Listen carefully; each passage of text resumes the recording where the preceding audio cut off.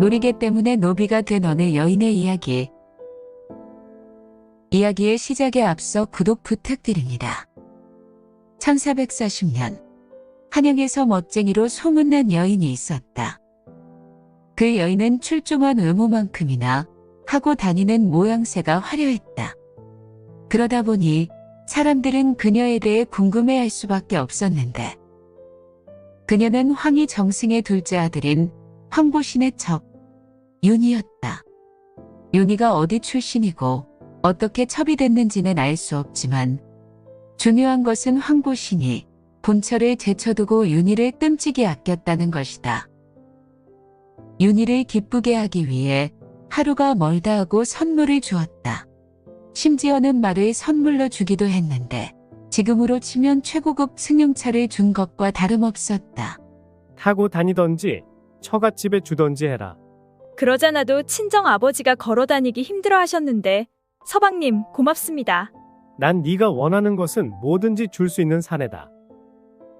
그렇게 황보신 덕에 윤희는 각종 고가의 장신구와 옷이 넘쳐났고, 그로 인해 한양에서 둘째가라면 서러운 패셔니스타가 될 수 있었다. 하지만 선물이 늘어갈수록 윤희와 본처의 갈등은 심해졌다.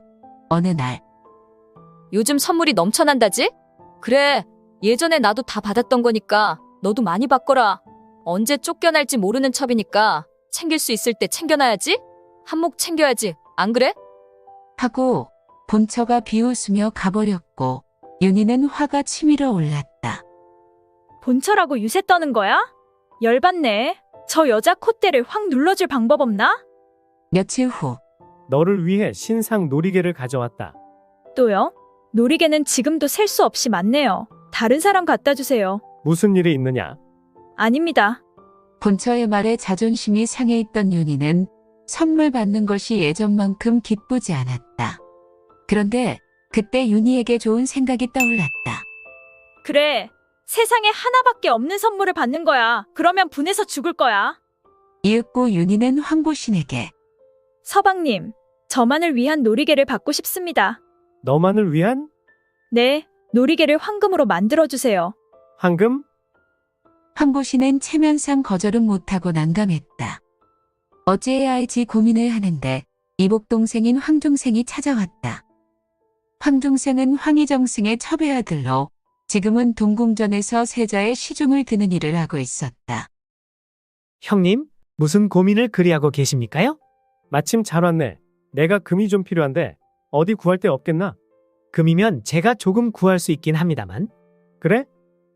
그렇게 황중생은 황보신에게 금을 구해주기로 했다. 다음 날, 여느 때처럼 황보신과 윤희가 한가로이 정자에서 시간을 보내고 있는데 황중생이 금을 가지고 왔다. 형님, 가지고 왔습니다. 하면서 금덩이를 황보신에게 주었다. 이게 몇 냥이냐? 9냥입니다. 9냥이면 지금으로 따지면 약 3천만 원 정도 되는 가치였다. 황보신은 그 금덩이를 윤희에게 보여주었다. 네가 한번 보거라. 네가 금에 대해 나보다 잘 알지 않느냐? 이게 진짜 금인지 확인해봐라. 윤희가 금덩이를 살폈다. 네, 이건 진짜 금이 맞습니다. 그런데 이 금으로 무엇을 하시려고? 이걸로 네가 원하는 놀이개를 만들 것이다. 윤희는 감격했고 며칠 후 금놀이개를 받았다. 윤희는 제일 먼저 금놀이개를 착용하고 본처 앞으로 갔다. 그게 뭐냐? 혹시 금? 금놀이개를 본 본처는 충격과 분함을 견디다 못해 병이 나버렸다. 윤희는 가는 봄마다 금놀이개를 착용하고 다녔고, 주변 사람들은 처음 보는 금놀이개에 눈이 휘둥그레졌다. 우와, 설마 저게 다 금이야? 그런가 봐. 살면서 저렇게 큰 금덩이는 처음 봐. 부럽다. 나도 저런 서방 있었으면. 그렇게 번쩍거리는 금놀이개로 인해 사람들의 부러움을 사던 어느 날, 갑자기 외군부에서 황보신의 집을 압수수색하고 황보신과 윤희를 긴급 체포했다. 네 죄를 알렸다. 윤희는 뭐가 뭔지 어리둥절했는데 상황은 이러했다. 언제부터인가 궁궐 창고에서 금기, 금잔 등의 귀중품들이 사라졌지만 범인을 잡지 못하고 있었다.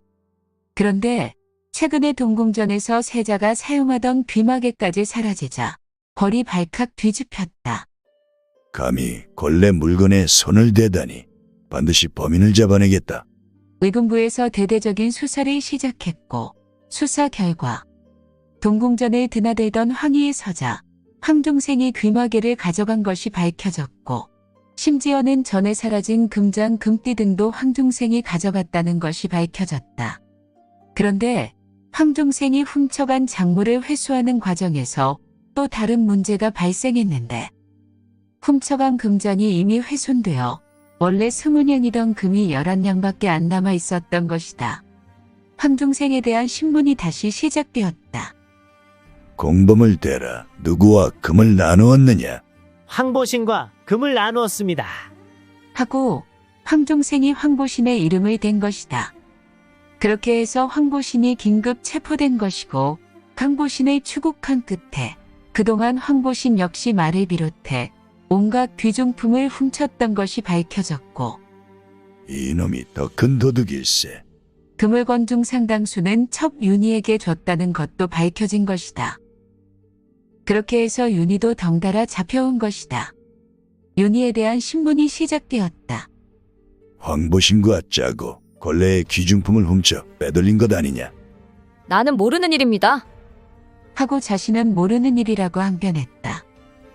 하지만 황종생이 황보신에게 금을 건네는 현장에서 같이 있었고 그 금으로 놀이개를 만들어 받았다는 점 때문에 공범으로 몰린 것이었다.